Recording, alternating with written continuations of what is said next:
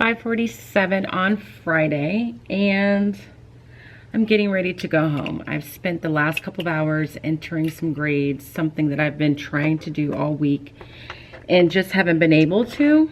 So I got that done. I didn't get all of them entered. The rest of the things that I need to enter are things that I need to grade on Google Classroom and then just add them later. But I wanted to check in to kind of let you know how the whole peeling the fruit activity is going with the look at chapter, where's my book?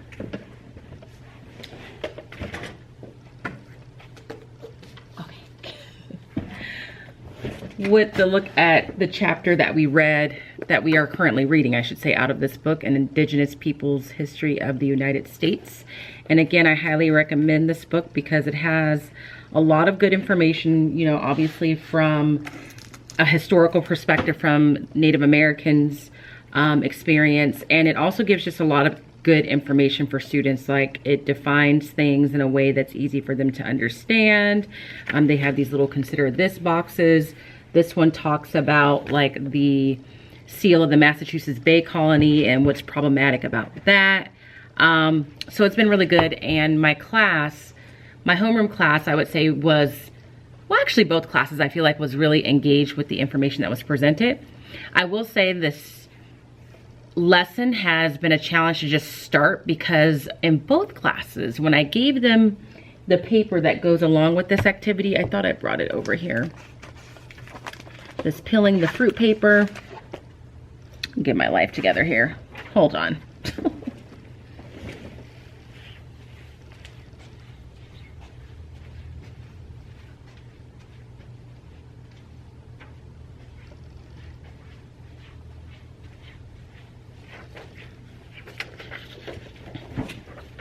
Okay, when I brought, or they saw this paper, at least one person in both classes was like, oh, I hate that. And we only did it once, so I'm not sure why there was such a strong aversion to it, which obviously hurt my little teacher feelings. But I also think it's just a reflection of the fact that sometimes kids just want to do things that are just easy and straightforward, and I just fill in the blanks, and there's not a lot of threat in completing the assignment. So that doesn't make you feel excited to teach something when you know kids are going in like, oh my God, I don't want to do this. But I feel like as we read the material, they got more and more into it. So what I've been doing is we have been reading the chapter a little bit at a time because it is a lot of information, and we've been doing one box at a time. So before I really got into reading the chapter, the first thing that I did, and I got this idea just from reading the chapter and some of the information it was saying, is I showed them these two images. I think I only showed one class one because the other one wouldn't load at the time. But I showed them this image and just asked them to identify all the things that they see. Like, what do you see? What do you notice? So then they would go through and explain everything they see.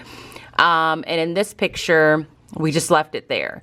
So they eventually started saying things like, people look like this guy looks like he's pushing the boat away, like they're leaving. I noticed that there's pilgrims because that look is what they associate with pilgrims. They notice that people are like raising their hands to the sky and they're praying, and it's like a religious moment, that there's other boats off in the distance, that there's buildings back there. So they understood all of that. And then eventually we said, you know, just by the looks of it, this is probably a piece of art depicting like the Puritans or the Pilgrims leaving and getting ready to go off and discover the new land. So I showed them that, and then let me get the other picture set up. But I got the idea from the book because the book is basically saying when we talk about America's origin story, a lot of times the depiction is that it's a religious depiction like this. Like you see images of the Puritans and they're praying, and it's like this holy image that's being presented. And I was saying when something is considered to be holy or religious, people don't really associate anything negative with it. So that's one way that it was portrayed. And then we also just looked at this piece of art and just kind of asked what they noticed. So again, they were obviously noticing the people. They would say things like, I noticed there's no women there. There's no people of color there. These clearly are military people. One student said, I think this is George Washington. They noticed the artillery. They noticed the flag. But they also noticed like the landscape, that there was really nothing there. It's just this big open space. And then this one I asked, what do you not see? And so, again, they said, we don't see women, we don't see people of color.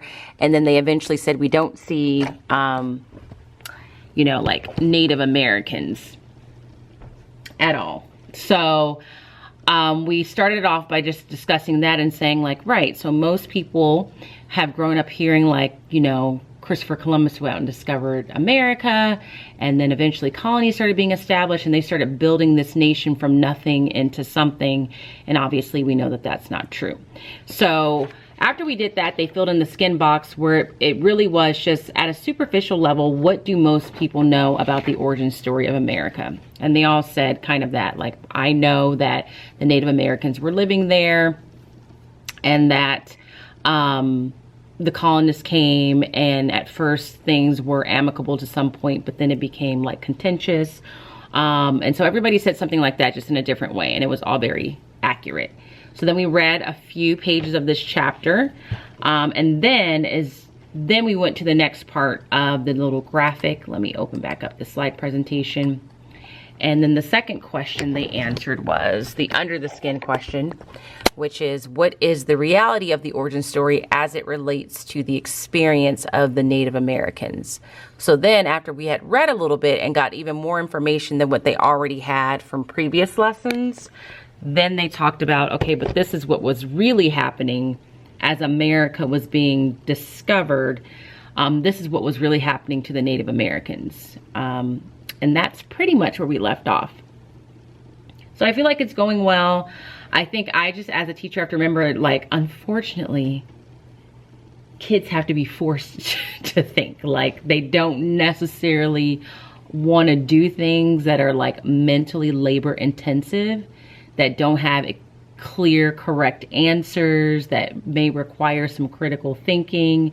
But again, like I said, once we got into like the thick of the conversation and we were reading some things that were interesting, the conversation started flowing. And this book really kind of touches on the concept of, you know, that the Puritans and the Pilgrims came to this land and they were operating under a covenant with God. Like, everything was really based on like, this is God's will, this is what God intends for us to do, and that as the country develops, that idea is kind of interwoven throughout a lot of our patriotic markers, like the Pledge of Allegiance, patriotic songs. That's where we get this idea of American exceptionalism from, that this is like, we're some higher group of people that were put on this earth to be, you know, the city up on a hill. So this book kind of goes into that mindset. And that's really where we left off in both classes. So we'll do some more of this next week, and then they'll look at the next few questions. But on a scale of 1 to 10, I definitely would give this, like, right now, I would give it a 7, because I wish there was something, and maybe there will be when I do this next year, some things to make it a little bit more interactive, or I don't know what exactly I'm looking for. Or maybe I'm just giving it a 7 because this is my first time kind of going through this routine and seeing how I feel about it. But I definitely think having like images for them to look at was much more, made things much more engaging to start. Like, a lot of kids had their hands raised just to be able to say, this is what I notice, this is what I see, this is what I don't notice. So that's what we did in both classes. And then generally speaking, I didn't vlog it all yesterday because honestly, I've just been feeling a little discouraged, like, in education in general. And I don't really know how to phrase it or verbalize it. I think I just sometimes feel like the powers that be are not always listening to the teachers and what we're saying we need and what we're saying works. Or sometimes some of us are having to do things or not being able to do things because other teachers aren't necessarily doing things the way that they need to be done. So then the district feels like, well, then we're just going to make this blanket statement and everybody has to do this way, even though you know what their ideas and what they're coming up with is not working for your students and has not worked for your students. So just having that feeling of like, the people that are not in the classroom right now working with these kids, especially in this particular time, are making decisions and not really trusting the people that are in the classroom telling you this doesn't work, but this does, or this works better than this. So just that, and with the house system, just, I don't know. Just trying to get every staff member on board, every staff member to be positive and participate and realize that this is something that is meant to be good for the students and staff. I don't know. It's just really frustrating. In the past couple of days, I've just been very discouraging for different reasons. I've just had different conversations that I've left just feeling like, maybe like maybe my philosophy on teaching or my approach to teaching just isn't what I'm supposed to be doing, or it's just so abnormal, or so, I don't know.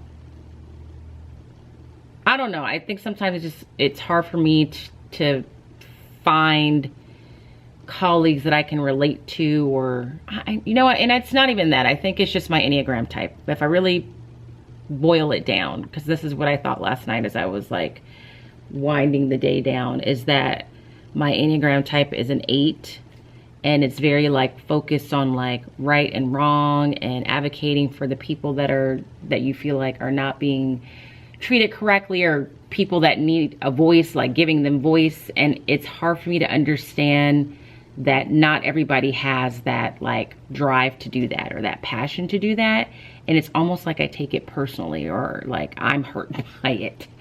And I need to just learn to cope with that or something.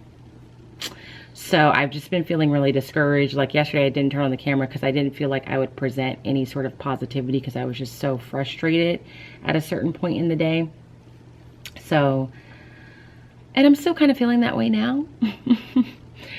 But it is what it is. So I'm going to go home and walk Riley and eat a cheeseburger for dinner, and I don't know what after that. I'm probably going to fall asleep as always. I feel like I say that every Friday because that's generally what happens. I am so tired by the time I get home that's all I can do. I am going to take a Peloton class because I haven't, and I need to hurry up and get home before it gets dark. So that's it. If you enjoyed today's vlog, please give this a thumbs up. If you're not subscribed, make sure you subscribe. And if you're not following me on Instagram, head over there at Smarty Style. And as always, I hope that you're well. And if you're not well, please be well. And I will see you guys tomorrow. Goodbye.